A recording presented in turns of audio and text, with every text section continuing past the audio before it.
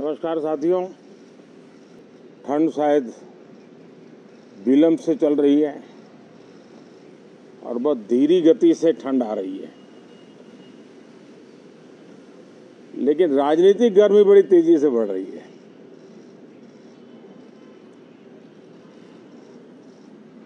कल ही 4 राज्यों के चुनाव नतीजे आए हैं।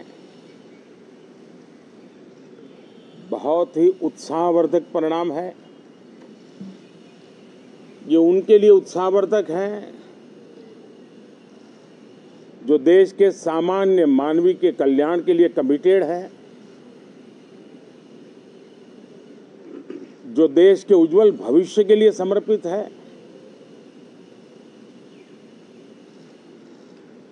विशेषकर सभी समाजों की, सभी समूहों की, शहर और गांव की महिलाएं, सभी समाज के, सभी समूह के, गांव और शहर के युवा,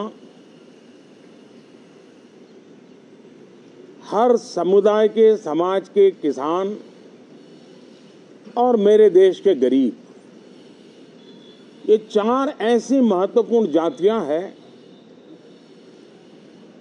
जिनका एम्पावरमेंट, उनके भविष्य को सुनिश्चित करने वाली ठोस योजनाएं और लास्ट माइल डिलीवरी,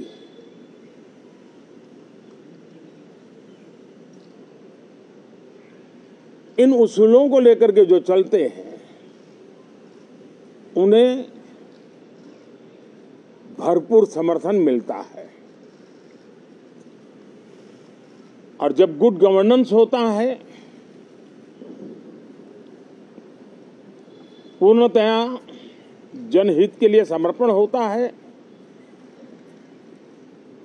तो एंटी इनकम्बेंसी ये शब्द इरेलेवेंट हो जाता है। और हम लगातार ये देख रहे हैं, कोई इसको प्रो इनकम्बेंसी कहे, कोई इसे गुड गवर्नेंस कहे, कोई इसे ट्रांसपेरेंसी कहे, कोई उसे राष्ट्रहित की, जनहित की ठोस योजनाएं कहें, लेकिन ये लगातार अनुभव आ रहा है। और इतने उत्तम जनादेश के बाद आज हम संसद के इस नए मंदिर में मिल रहे हैं। इस संसद भवन के नए परिसर का उद्घाटन हुआ, तब तो एक छोटा सा सत्र था, ऐतिहासिक निर्णय हुआ था, लेकिन इस बार लंबे समय तक इस सदन में कार्य करने का अवसर मिलेगा। नया सदन है, छोटी मोटी अभी भी शायद व्यवस्थाओं में कुछ कमियां महसूस हो सकती हैं। जब लगातार काम चलेगा, सांसदों और विजिटर्स को भी, मीडिया के लोगों को भी ध्यान में आएगा कि इसको जरा अगर ठीक कर लिया जाए तो अच्छा होगा। और मुझे विश्वास है कि आदरणीय उपराष्ट्रपति जी और आदरणीय स्पीकर महोदय के नेतृत्व में उन चीज़ों की तरफ पूरी तरह निगरानी है। और आपसे भी मैं कहूँगा, कोई चीज़ ऐसी छोटी मोटी आपके ध्यान में आए तो ज़रूर आप ध्यान आकर्षित करना, क्योंकि ये चीज़ें जब बनती हैं तो आवश्यकता के अनुसार बदलाव की भी ज़रूरत होती है। देश ने नकारात्मकता को नकारा है। मैं लगातार सत्र के प्रारंभ में विपक्ष के साथियों के साथ हमारा विचार विमर्श होता है, हमारी मेन टीम उनसे चर्चा करती है। मिलकर के भी सबके सहयोग के लिए हम हमेशा प्रार्थना करते हैं, आग्रह करते हैं। इस बार भी इस प्रकार की सारी प्रक्रियाएं कर ली गई हैं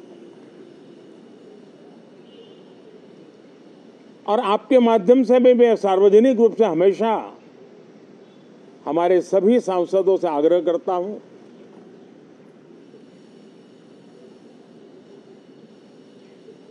लोकतंत्र का ये मंदिर जन आकांक्षाओं के लिए, विकसित भारत की नींव को अधिक मजबूत बनाने के लिए बहुत महत्वपूर्ण मंच है। मैं सभी माननीय सांसदों से आग्रह कर रहा हूं कि वो ज्यादा से ज्यादा तैयारी करके आएं, सदन में जो भी बिल रखे जाए उस पर गहन चर्चा हो, उत्तम से उत्तम सुझाव आए और उन सुझावों के द्वारा, क्योंकि जब एक सांसद सुझाव देता है तो जमीनी अनुभव का उसमें बहुत ही उत्तम तत्व होता है, लेकिन अगर चर्चा ही नहीं होती है तो देश उससे मिस करता है उन चीजों को। और इसलिए मैं फिर से आग्रह करता हूं, और अगर मैं वर्तमान चुनाव नतीजों के आधार पर कहूं तो जो विपक्ष में बैठे हुए साथी हैं, ये उनके लिए गोल्डन अपॉर्चुनिटी है। इस सत्र में पराजय का गुस्सा निकालने की योजना बनाने के बजाय इस पराजय में से सीख करके पिछले 9 साल से चलाई गई नकारात्मकता की प्रवृत्ति को छोड़ करके इस सत्र में अगर सकारात्मकता के साथ आगे बढ़ेंगे तो देश उनके तरफ देखने का दृष्टिकोण बदलेगा, उनके लिए एक नया द्वार खुल सकता है। और वो विपक्ष में है तो भी उनको एक अच्छी एडवाइस दे रहा हूं कि आइए, सकारात्मक विचार लेकर के आइए। अगर हम 10 कदम चलते तो आप 12 कदम करके फैसला लेकर के आइए।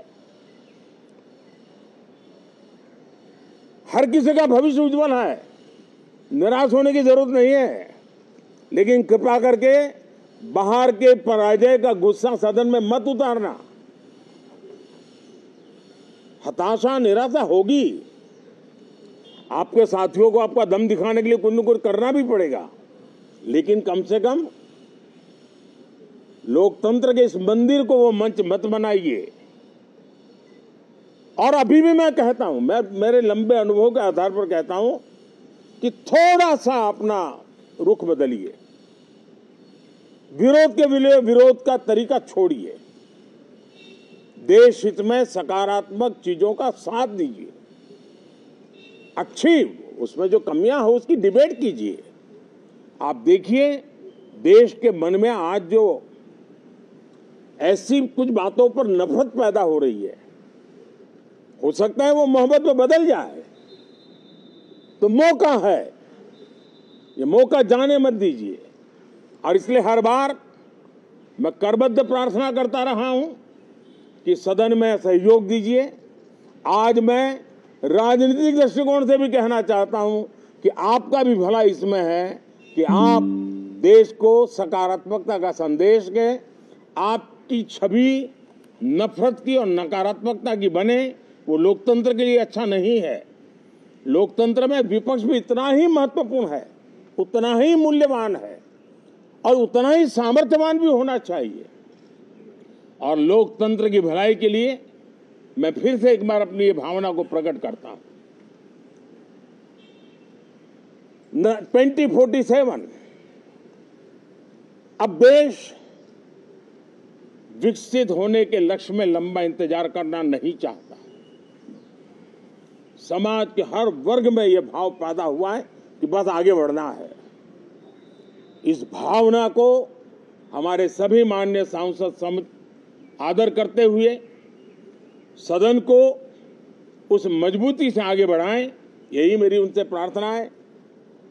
आप सबको भी साथियों मेरी बहुत बहुत शुभकामनाएं हैं। बहुत बहुत धन्यवाद।